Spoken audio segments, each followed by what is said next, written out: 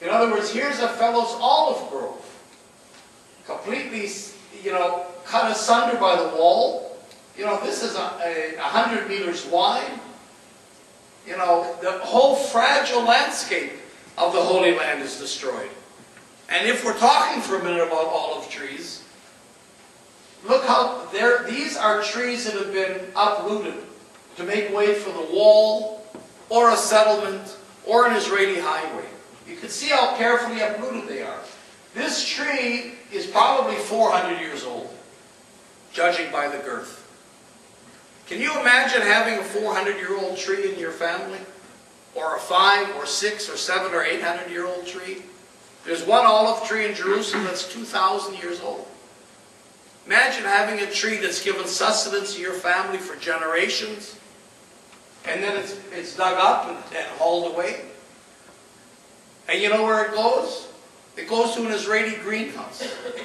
Because it's very chic in the Nouveau Riche neighborhoods of North Tel Aviv to have an ancient olive tree in your garden. You can buy this tree, a 400-year-old olive tree, for $5,000 and plant it in your garden. There are malls in Israel with olive trees in them. There's a settlement, Ma'ale Adumim settlement, that has ancient olive trees in every traffic circle in the entire settlement. This goes so beyond security and politics to create wounds and resentments and hatreds and rage that almost defies any possibility of reconciliation. I mean, how would you ever compensate a family for this outrage? What Israel thinks is getting out of this, I don't really know. So this is where we're going. Let me take just one more second. And just, like I said, I just want to expand for one more second. If Israel can achieve apartheid, great. Then we're out of the woods. Now we have a Palestinian state, and we can go on to become the regional power, the Arab League is inviting us to be. If we can't nail down apartheid, so what? We'll just continue the status quo. We've maintained this for 41 years, and we've maintained it for another 41 years. In other words, I would say the one reason why Israel gets the international support it gets, including from the United States, is that it's developing a model of warehousing that is very useful in the capitalist world. Now I'm taking a page from Naomi Klein and the shock doctrine that you all have to read. If I have any clout as a professor, I have to assign that to you. The shock doctrine by Naomi Klein, in which she claims, she writes, that in the aggressive free market capitalist system, as pursued especially by the United States over the last 30 or 40 years, in this capitalist line of thought, more than half of humanity is considered, and how's this for a concept, surplus humanity. In other words, more than half the people of the world are written off. The capitalist system doesn't need them. They'll never be productive. They'll never be educated. They'll never be meaningful consumers. There's a book by Mike Davis called Planet of Slums, in which he talks about a billion people permanently warehoused in the 29 largest urban slums of the world. Warehousing began as a concept with prisons. Think of how many millions of prisoners there are around the world, including in this state. Where are they?